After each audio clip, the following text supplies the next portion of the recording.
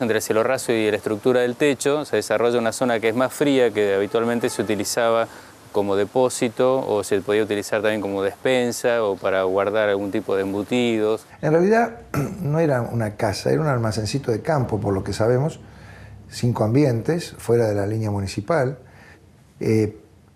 Interesante porque no había muchas cosas para comprar. Uno podía comprar algunas construcciones que estaban hechas y adaptarlas a las necesidades que uno quería, ¿no? La casa se agranda a partir del año 20, cuando se muda el doctor Kessler con su señora, porque tenían la intención de tener más hijos y además porque necesitaban hospitalizar gente. La casa funcionó como hospital durante una década, no hubo otro facultativo en el pueblo. En aquella época algunos pacientes venían de muy lejos o venían a caballo, tardaban en llegar y también después de una atención no es que se podían volver a los 10 minutos como hoy estamos acostumbrados en un médico de hoy. Esta casa era un poco el lugar de la curación occidental. Cuando entré ahora en este consultorio, en esta casa, me sorprendí, porque la conocí en otra situación. Cuando empezamos el proceso de restauración nos encontramos con la casa en el estado casi original. Como la intención del propietario era mostrarla o tratar de mostrarla lo más cercano posible a como había sido en su momento de esplendor, la idea fue tratar de tocar lo menos posible, preservar todo lo que se podía, las maderas que se pudieran salvar, salvarlas.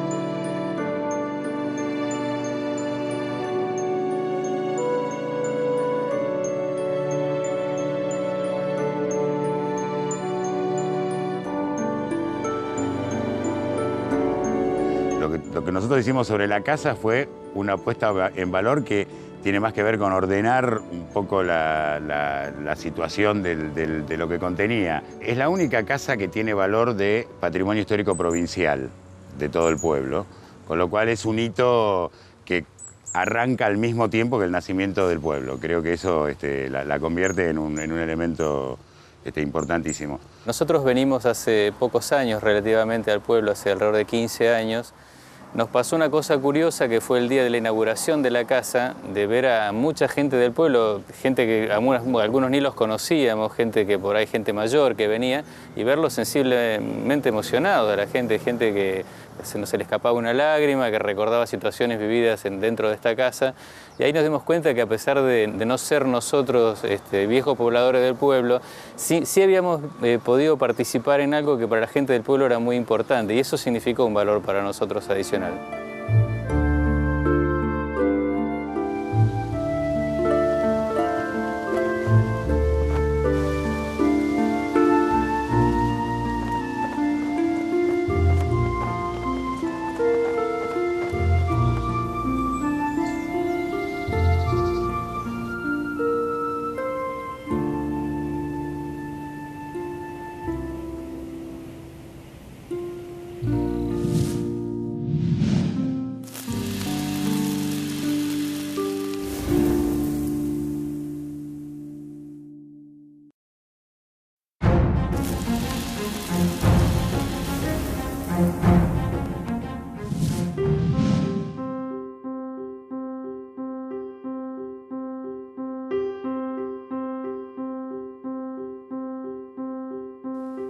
Bueno, el consultorio tenía él de todo un poco, ¿no? Pero ya de una antigüedad, ¿no? Pero él reunía en su consultorio todo lo imprescindible para atender a cualquiera. Había cosas que no tenían que ver específicamente con la especialidad que él había estudiado, que era cirugía. Y bueno, dentro de esas cosas se hacía traumatología, las primeras félulas de alambre, ¿sí?, que se usaron para enyesar. Después, otras félulas más modernas de cartón, ¿sí?, estas bastante más modernas. Y luego, acá uno encuentra diferentes especialidades que hacía el médico cirujano. Oftalmología, las dioptrías, probaba qué necesitaba el paciente y, por supuesto, lo mandaba a pedir a Buenos Aires por correo y después de varios meses le mandaban los anteojos. Después encontramos homeopatía. Hay muchas cajas de homeopatía. La homeopatía es una medicina alternativa, no tan antigua, más o menos de 1820. Servía acá como medicina alternativa ante la falta de insumos, porque después en la Segunda Guerra no había importación de insumos, eran casi todos importadas las drogas.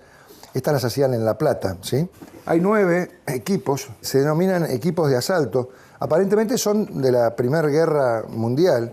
Y por ejemplo, es un equipo de cirugía para hacer traqueotomía, separadores para operar. Esto es un separador de costillas también para operar. Estos alambres. Sirve como sierra para cortar, amputar miembros, hueso o cráneo, ¿sí? Hay muchos equipos de ginecología, de odontología. Cada sobre tiene una especialidad diferente. Y esto es lo que llevaba el médico en sus recorridos por la zona rural, ¿no? Él tuvo la primera farmacia, la farmacia San Martín de los Andes. Ofrecía a sus pacientes y a las vecinas localidades, acá están los sobres, Farmacia San Martín de los Andes, Rodolfo Kessler, Neuquén, Ferrocarril del Sur, les mandaba a Traful, a Junín, a Villa Langostura, a Bariloche, remedios que él mismo preparaba, ¿no? Acá están los morteros para preparar los diferentes remedios, los paquetes con drogas básicas, casi todo importado, el carbón animal de Francia, etcétera, los paquetes todos con sus contenidos, las ampollas de hierro para la anemia, ¿sí? Grajeas, acá también tienen bastante de herboristería porque había comenzado también el intercambio con los aborígenes y ante la falta de insumos importados era difícil tener remedios o cosas para fabricarlos. Y después está todo lo que es abajo los remedios que tienen que ver con las muestras gratis. Por correo enviaba este pedido en sobre y después de varios meses algunos le mandaban remedios para la población de escasos recursos especialmente. Piensen que en esa época la falta de insumos era muy difícil para la gente poder obtenerlos y esta era una de las maneras. Y por otra parte, la situación social del pueblo aborigen en el año 20, después de la guerra, era diametralmente distinta a la actualidad. Con todas las enfermedades del hombre blanco, un pueblo empobrecido después de la guerra, disperso, no como ahora que están en agrupaciones. Es decir, era una situación muy difícil. El mayor porcentaje de la población en los alrededores eran aborígenes, ¿no?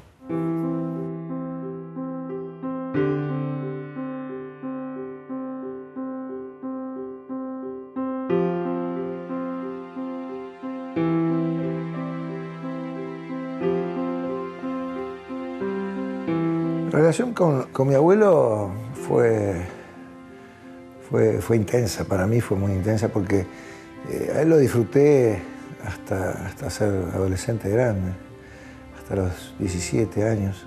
Y me enseñó el ajedrez, venía yo a jugar en el verano al ajedrez con él y una partida podría durar muchos días, porque él cada vez que tenía que mover una pieza tardaba media hora en moverla, ¿no? Se iba al jardín atrás a caminar, a pensar, y después volvía y movía de nuevo. Y básicamente una relación de afecto, una persona seria, pero cuando sonreía profundamente, ¿no? Yo como chico me acuerdo que era muy colega, porque él era muy cariñoso con nosotros, con los chicos en general. Y bueno, me llevaba de la mano, me contaba cuentos, me hablaba de su país, de Alemania, me hacía comparaciones de un lugar con el otro. Es decir, era un libro abierto que era una gran alegría para un chico, ¿no? Tenía muchos chispazos de bromas y cosas, pero en su trabajo era serio, era de pocas palabras. Era más bien introvertido, tenía la cabeza como muchos en Baviera, o bien de Baviera, así, la nariz medio así aguileña, la cabeza así medio cuadradita.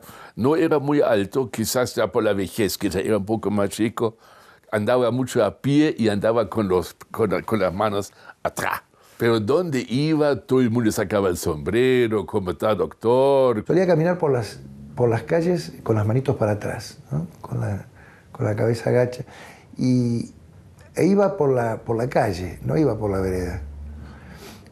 Y cuando una vez le pregunté por qué iba por la calle y no por la vereda, me dijo, cuando voy a jugar a las cartas, voy por la calle para ir más rápido, porque si voy por la vereda tengo mucha gente para saludar, ¿no? Yo me acuerdo en los últimos años verlo, él era muy amante del jugar al mus, y él iba a jugar al mus todos los días a una hora precisa al Club Lácar, el club donde todos lo disfrutamos mucho, San Martín de los Andes, y él era un asiduo concurrente. Él todas las tardecitas uno lo veía con su manito atrás por la avenida San Martín, haciendo su ida hasta el Club Lácar a jugar al mus. Era para él, era sagrado eso. Tenía incluso en el bar de Muglia su silla, ¿no? Y cuando la ocupaban, le decían, desocúpela que viene el doctor del pueblo, ¿no? Era parco, era de pocas palabras, de una primera apariencia medio seriote, pero al poco rato se descubría cercano, bueno. Yo creo que no ha habido otro en San Martín de los Andes como él. Era doctor, partero, hermano, padre, todo. Era tan familiar, tan hermosa persona, se daba. Era como el amigo del pueblo.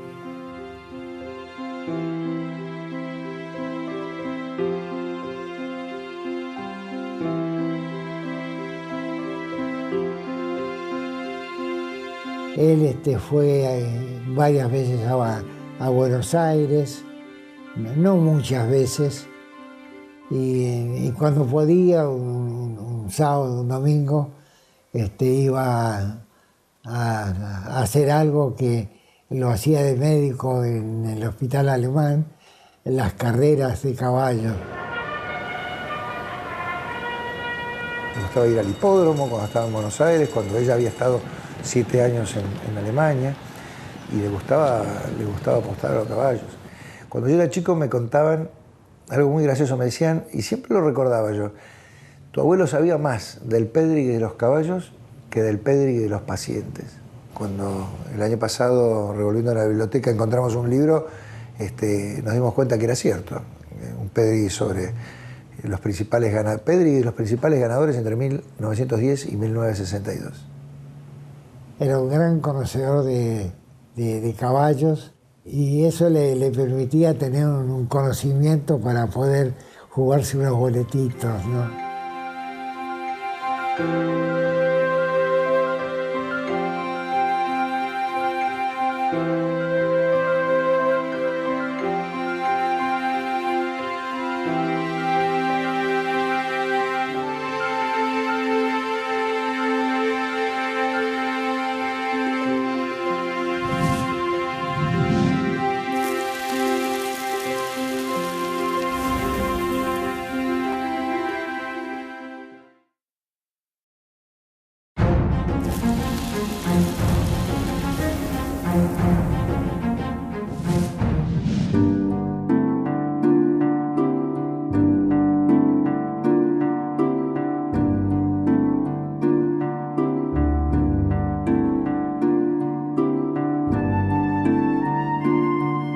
San Martín de los Andes siempre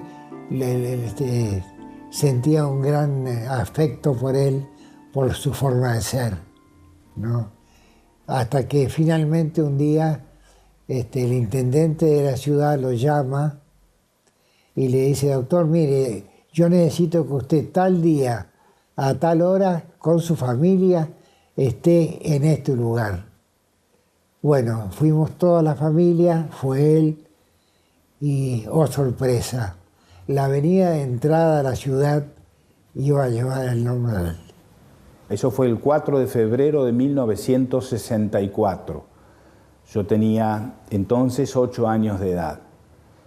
Ahí estuvimos toda la familia y a partir de ese tipo de hechos yo me di cuenta de la obra que él había hecho.